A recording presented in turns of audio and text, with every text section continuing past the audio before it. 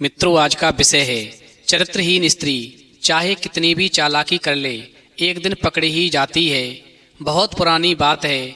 एक नदी के किनारे एक गांव बसा हुआ था जिसमें एक सौदागर रहता था। सौदागर अक्सर व्यापार करने के लिए दूसरे राज्यों में कई महीनों के लिए चला जाता था। वहीं सौदागर की पत्नी बहुत ही सुंदर थी जो चरित्रहीन थी और उसी नगर के सेठ के लड़के से प्रेम करती थी। वहीं सौदागर के चले जाने के बाद में सेठ के लड़के के साथ में रंग रंगेलियां मनाती थी। एक दिन सौदागर को किसी ने उसकी पत्नी के चरित्रहीन होने की बात बताई तो सौदागर मन में सोचने लगा, आखिरकार मैं अपनी पत्नी को रंगे हाथों कैसे पकड़ूं। वहीं उसने काफी प्रयास किया लेकिन सौदागर सफल नहीं हुआ। आखिर में वो निराश होकर के एक दिन जंगल से घूमता हुआ जा रहा था। तभी उसकी नजर एक साधु पर पड़ जाती है। वो साधु बहुत बड़े तपस्वी थे और भगवान शिव के भक्त थे। फिर तो सौदागर साधु के चरणों को स्पर्श करता है और अपनी बीती सुनाता है। मित्रों, इस प्रकार सौदागर की बात सुनने के बाद में साधु कहते हैं, बेटे मैं तुम्हारी भावनाओं को समझता हूँ, मगर तुम चिंता मत करो। पाप का घड़ा एक दिन जरूर भरता है। पाप कर्म करने वालों को उसकी सजा भुगतनी ही पड़ती है। चरित्रहीन स्त्री चाहे कितनी भी चालाक हो एक दिन वो पकड़ में आ ही जाती है। मित्रों, इस प्रकार साधु की बात सुनने के बाद में सौदागर कहता है, महाराज मैं आपकी बात समझा नहीं, मुझे ठीक से समझाने की कृपा करें। फिर साधु कहते हैं, ठीक है, मैं तुम्हें अब एक कहानी सुनाता हूँ। इस कहानी को बड़े ही ध्यान से सुनो, फिर तुम्हारी समझ में अपने आप आ जाएगा कि चरित्रहीन स्त्री किस प्रकार पकड़ी जाती है। तो मित्रों, कहानी शुरू करने से पहले मेरा आप सभी से अनुरोध है कि आप हमारी कहानी में खो जाएं। उससे पहले हमारे चैनल को सब्सक्राइब करके बेल आइकन अवश्य दबा लें, जिससे हमारी हर वीडियो का नोटिफिकेशन सबसे पहले आप तक पहुंच सके और आप हमारी हर वीडियो से प्राप्त ज्ञान का अपने जीवन में लाभ उठा सकें। तो आइए कहानी शुरू करते हैं। मित्रों, साधु कहते हैं, प्राचीन समय की बात है। एक दिन महाराज विक्रम के मन में एक विचार आया कि उन्हें घूमकर यात्रा करनी चाहिए और जिन देशों के नाम उन्होंने सुने हैं उनको देखकर आना चाहिए। और इसीलिए महाराज विक्रम ने अपने छोटे भाई भर्तहरि को राज्य का कार्यभार सौंपा और खुद योगी बनकर के राज्य भ्रमण के लिए निकल पड़े।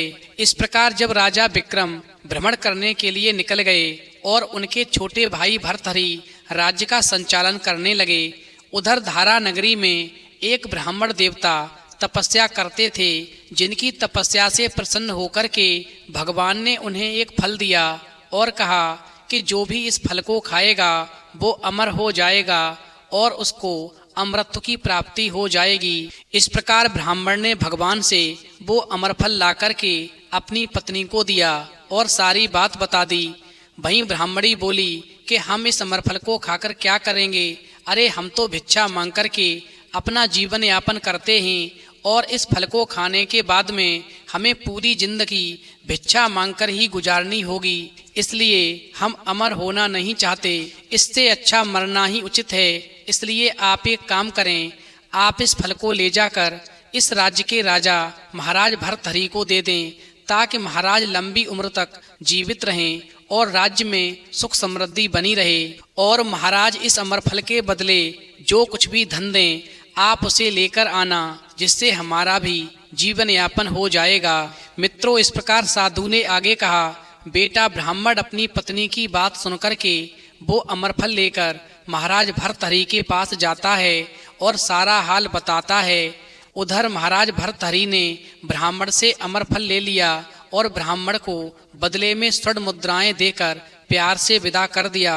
वहीं महाराज भर्तहरि अपनी रानी पद्धा को बहुत ज्यादा प्रेम करते थे और इसी वजह से राजा भर्तहरि ने विचार किया कि मेरी रानी मुझसे बहुत प्रेम करती है, वो सदा जवान बनी रहे, इसीलिए मैं ये अमर फल अपनी रानी को दे देता हूँ। और फिर ऐसा सोच कर के राजा भर्तहरि ने वो अमर फल ले जाकर अपनी रानी पद्धा को दे दिया। उधर रानी की मित्रता महल के कोतवाल से थी। वहीं रानी भी कोतवाल को मन ही मन बहुत प्रेम करती थी। इस वजह से महाराज के जाने के बाद में रानी ने वो अमरफल ले जाकर कोतवाल को दे दिया।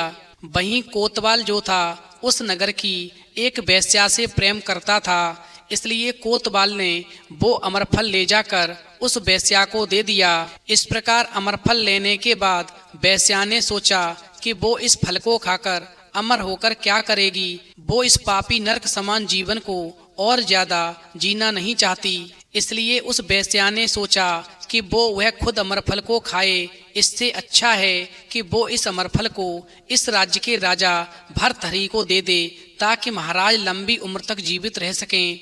यदि महाराज जीवित रहेंगे तो प्रजा में सुख समृद्धि बनी रहेगी और सबका भला होगा।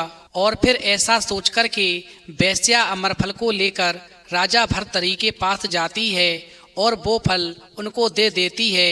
इस प्रकार राजा भर्तहरि के द्वारा रानी पद्धा को दिया गया वो अमरफल लौट करके वापस राजा भर्तहरि के पास पहुंच जाता है। उधर राजा भर्तहरि वेश्या से अमरफल लेने के बदले में उसे बहुत सारा धन देते हैं, लेकिन वेश्या के चले जाने के बाद जब राजा भर्तहरि ने उस अमरफल को अच्छी तरह से देखा तो उन्होंने उस अमरफल को पहचान लिया और उनके मन में सवाल आया कि ये अमरफल तो वही है जो मैंने अपनी रानी पद्धा को दिया था, फिर वेश्या के पास कैसे आया? ये राज तो मुझे जरूर जानना चाहिए। फिर महाराज भर्तहरि सीधा महल में जाते हैं और अपनी रानी से अमरफल के बारे में पूछते हैं। तब रानी कहती है, महाराज मैंने वो अमरफल खा लिया है। तभी महाराज भर्तहरि वो अमरफल निकालकर रानी के सामने रख देते हैं। फिर तो रानी डर जाती है और पूरी बात महाराज भर्तहरि को बता देती है। उधर जब राजा भर्तहरि ने पूरी बात का पता लगाया तो राजा को ज्ञात हुआ कि रानी सच बोल रही है। जिसके बाद राजा भर्तहरि ने कोतवाल को बुलाया और कोतवाल ने भी पूरी सच्चाई बताई कि उसने कैसे वो अमरफल रानी से लेकर के नगर की वेश्या को दिया था। इस प्रकार साधु ने सौदागर से आगे कहा, बेटा इस प्रकार राजा भर्तहरि जो अपनी रानी से तुम्हारी तरह बहुत प्यार करते थे, सच्चाई जानने के बाद में बहुत दुखी हुए और उन्होंने सोचा कि ये दुनिया एक माया जाल है, इसमें कोई भी अपना नहीं है। फिर राजा ने अमरफल लिया और उसे खुद ही खा लिया और बाद में राजपाट छोड़कर योगी का भेष बनाकर जंगल में तपस्या करने चले गए। वहीं महाराज भर्तहरि के जंगल में चले जाने के बाद में धारा नगरी की गद्दी खाली हो गई। उधर जब इंद्र को उसके बारे में पता चला तो उन्होंने एक देव को धारा नगरी की सुरक्षा के लिए भेज दिया।